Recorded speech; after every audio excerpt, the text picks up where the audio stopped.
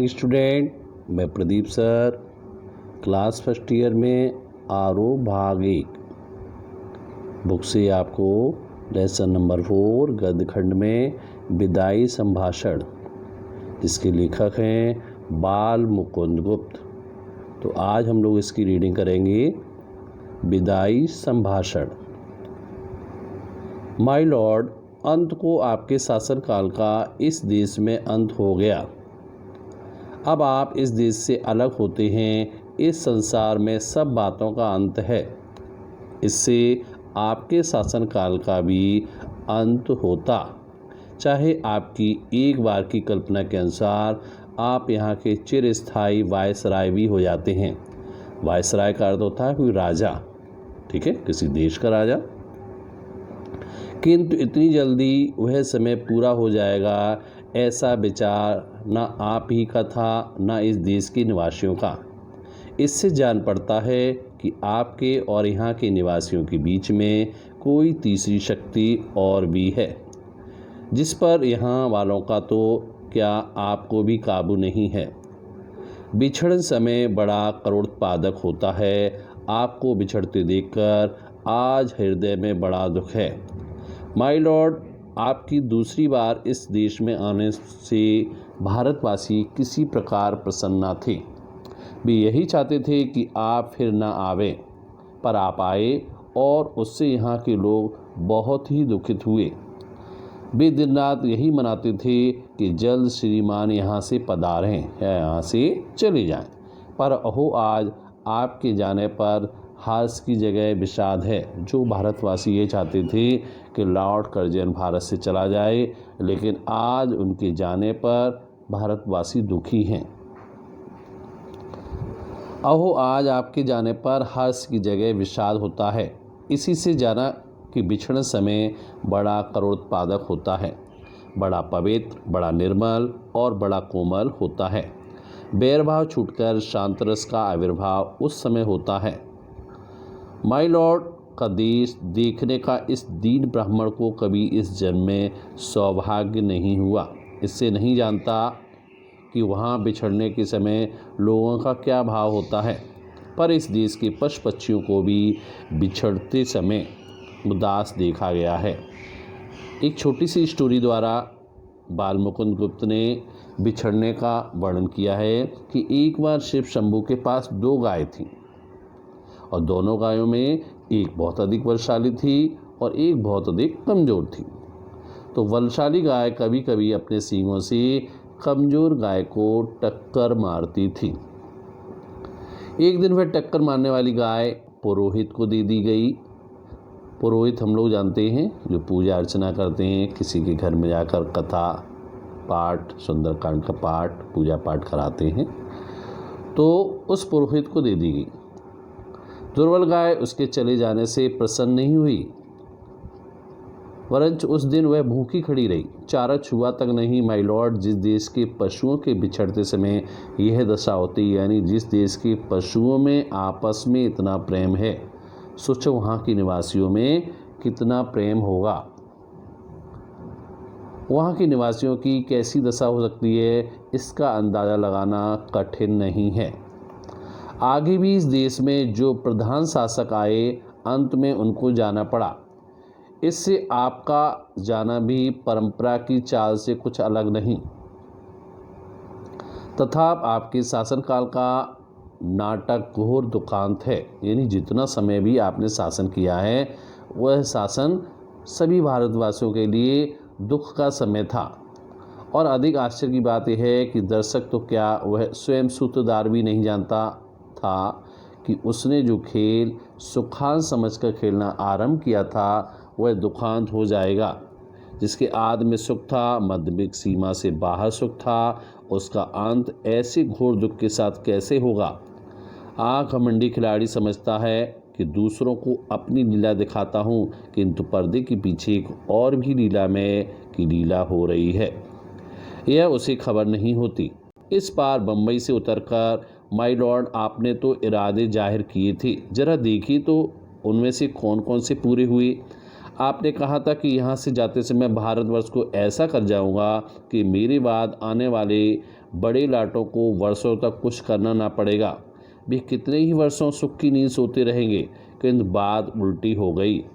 आपको स्वयं इस बार बेचैनी उठानी पड़ी और इस देश में जैसी अशांति आप फैला चले हैं, उसके मिटाने में आपके पद पर आने वालों को न जाने कब तक नींद और भूख हराम करना पड़ेगा। इस बार आपने अपना बिस्तर गर्म राख पर रखा है और भारतवासियों को गर्म तवे पर पानी की बूंदों की भांति नचाया है। आप स्वयं भी खुश न हो सके और यहाँ की प्रजा को भी सुखी न होने दिया। इसका लोगों के चित्त पर बड़ा ही दुख है। बेचारी तो क्या शान आपकी इस देश में थी और अब क्या हो गई है। कितने ऊंचे होकर आप कितने नीचे गिरे हैं। अलिफ लैला के अलादीन चिराग ने रगड़कर और अबू हसन ने बगदाद के खलीफा की गद्दी पर आँख खोलकर वह शान ना देखी जो दिल्ली दरबार में आपने देखी। आपकी और आपकी लेडी की कुर्सी सोने की थी और आपके प्रभु महाराज के छोटे भाई और उनकी पत्नी की चांदी की। आप दाहिने थे और वह वाहे। आप प्रथम थे और वह दूसरे। इस देश के सब रईसों ने आपको सलाम पहले किया और बादशाह के भाई को पीछे। जुलूस में आप कहाँ थी सबसे आगे और सबसे ऊंचा था। हौदा चंवर छत्र आज सबसे बढ़ चढ़कर थे। सारांश यह है कि ईश्वर और महाराज एडवर्ड के बाद इस देश में आप ही का एक दर्जा था, किंतु अब देखते ही कि जंगी लाट के मुकाबले में आपने पटकनी खाई। सिर केवल नीचे आ रहे। आपके स्वदेश में वही ऊंचे माने गए। आपको साफ नीचा देखना पड़ा। पद त्याग की धमकी से भी ऊंचे ना हो सके। आप बहुत धीर गंभीर प्रसिद्ध थे। उस सारी धीरता गंभीरता का आपने इस बार कौंसिल में बेकानूनी कानून पास करते और कन्वोकेशन वक्ता देते समय दिवाला निकाल दिया। यह दिवाला तो इस देश में हुआ, उधर विलायत में आपकी बार बार इस्तीफा देने की धमकी ने प्रकाश कर दिया कि जड़ हिल गई और अंत में वहाँ भी आपको दिवालिया होना पड़ा और धीरता गंभीरता के साथ दृढ़ता को भी तिलांजलि देनी पड़ी। इस देश के हाकिम आपकी ताल पर नाचते थे। राजा महाराजा डोरी हिलाने के सामने हाथ बांधे हाजिर होते थे। आपके एक इशारे में प्रलय होती थी। कितने ही राजों को मट्टी के खिलौने की भांति आपने तोड़ फोड़ डाला। कितने ही मट्टी काट के खिलौने आपकी कृपा के जादू से बड़े बड़े पदाधिकारी बन गए। आपके इस इशारे में इस देश की शिक्षा पायमाल हो गई। स्वाधीनता उड़ गई। बंग देश के सिर पर रखा गया। आह, इतने बड़े माई लॉर्ड का यह दर्जा हुआ कि फौजी अफसर उनके इच्छित पद पर नियुक्त न हो सका। इतने ऊंचे पद पर कार्य करने के बाद भी आपके कहने पर एक फौजी अफसर को नियुक्त नहीं किया और उससे उसी गुस्से के मारे इस्तीफा दाखिल करना पड़ा और वह भी मंजूर हो गया। उनका रखाया एक आदमी नौकर न रखा, उल्टा उन्हीं को निकाल जाने का हुक्म मिला। किसको? लॉर्ड कर्जन को। जिस प्रकार आपका बहुत ऊंचे चढ़कर गिरना यहाँ के निवासियों को दुखित करता है और गिरकर पड़ा रहना उससे भी अधिक दुखित करता है, आपका पद छूट गया तथा आपका पीछा नहीं छूटा। एक अदना क्लर्क जिसे नौकरी छोड़ने के लिए 1 महीने का नोटिस मिल गया हो, नोटिस की अवधि को बड़ी घृणा से काटता है। आपको इस समय अपने पद पर रहना कहाँ तक पसंद है, यह आप ही जानते होंगे। अपनी दशा पर आपको कैसी घृणा आती है, इस बात के जान लेने का इन देशवासियों को अवसर नहीं मिला। पर पतन के पीछे इतनी उलझन में पड़ते उन्होंने किसी को नहीं देखा। माय लॉर्ड, एक बार अपने कामों की ओर ध्यान दीजिए। आप किस काम को आए थे और क्या कर चले? शासक प्रजा के प्रति कुछ तो कर्तव्य होता है, यह बात आप निश्चित मानते होंगे। सो कृपा करके मुझे बतलाइए, क्या कर्तव्य है आपका इस देश की प्रजा के साथ पालन कर चले? क्या आंख बंद करके मनमाने हुक्म चलाना और किसी की कुछ न सुनने का नाम ही शासन है? क्या प्रजा की बात पर कभी कान न देना, उसको दबाकर उसकी मर्जी के विरुद्ध जिससे सब काम कराते चले जाना ही शासन कहलाता है? एक काम तो ऐसा बतलाइए जिसमें आपने जिद छोड़कर प्रजा की बात पर ध्यान दिया हो। केसर और जार भी घेरने घोटने से प्रजा की बात सुन लेते हैं, पर आप एक मौका तो बताइए जिसमें किसी अनुरोध या प्रार्थना सुनने के लिए प्रजा के लोगों को आपने अपने निकट फटकने दिया हो और उनकी बात सुनी हो।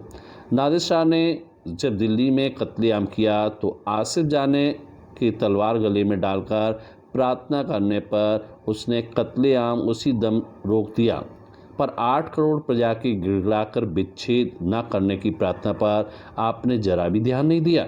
इस समय आपकी शासन अवधि पूरी हो गई है तथा बंग विच्छेद किए बिना घर जाना आपको पसंद नहीं है। नादिर से भी बढ़कर आपकी जिद है। क्या समझते हैं कि आपकी जिद से प्रजा की जी में दुख नहीं होता? आप बेचारी तो एक आदमी को आपके कहने पर पद देने से आप नौकरी छोड़े जाते हैं।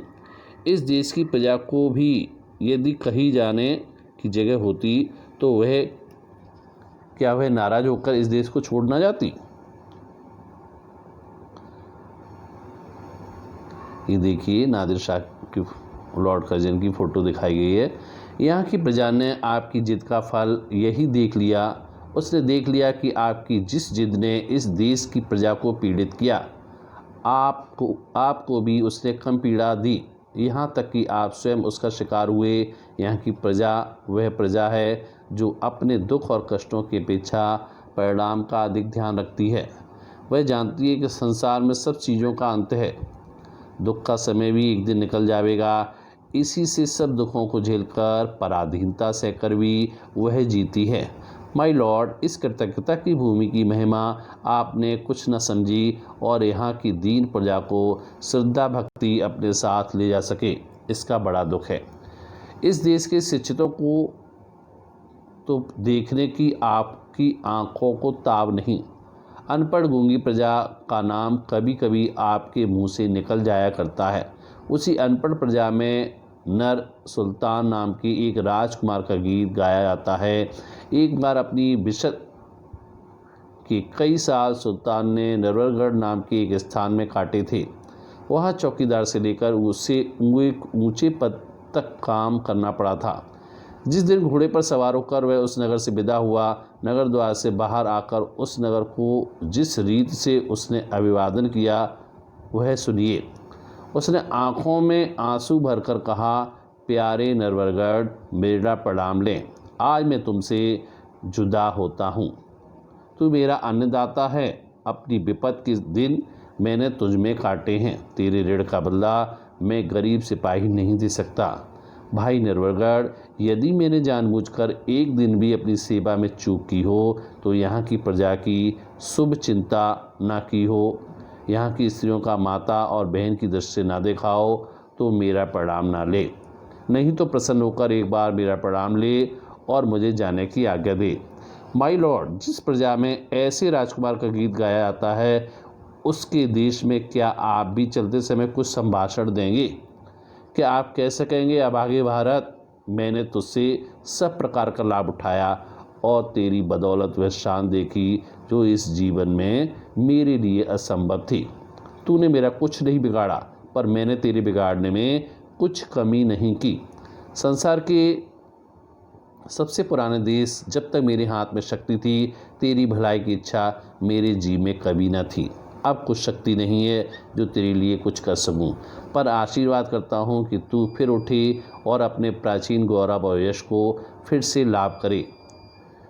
मेरे बाद आने वाले तेरे गौरव को समझें आप कर सकते हैं, और यदि देश आपकी पिछली सब बातें भूल सकता है, पर इतनी उदारता माय लॉर्ड में कहाँ। तो ये चैप्टर था लेसन नंबर 4 विदाई संभाषण, जिसके लेखक थे बाल मुकुंद गोद, जिसमें लॉर्ड कर्जन का भारत में किस प्रकार का शासन था, किस प्रकार से उन्होंने भारतवासियों पर अत्याचार किया। तो भारतवासी कहते हैं कि अब आप विदाई संभाषण, जब आपकी विदाई हो रही है तो आप क्या कहना चाहेंगे। तो भारतवासियों के प्रेम के बारे में एक छोटी सी स्टोरी इसमें बताई गई। शिव शंभू के पास 2 गायें थी, तो भारतवासियों में तो आपस में इतना प्रेम होता है। जब यहाँ के जानवरों में इतना प्रेम होता है तो यहाँ की प्रजा में, यहाँ के निवासियों में कितना प्रेम होगा। मैंने इसकी आपको क्लास में भी बेटा रीडिंग कराई थी और पॉइंट टू पॉइंट इसको मैंने आपको बहुत अच्छी तरह समझाया भी था। काफ़ी बच्चे ज्वाइन हुए थे, उन्हें मालूम है। तो आप इसकी और एक बार रीडिंग करें और इसकी समरी को अवश्य नोट करेंगे फेयर नोटबुक पे। फिर इसके क्वेश्चन आंसर करेंगे। मैं इसके क्वेश्चन आंसर आगे के वीडियो में आपको सेट कर दूँगा।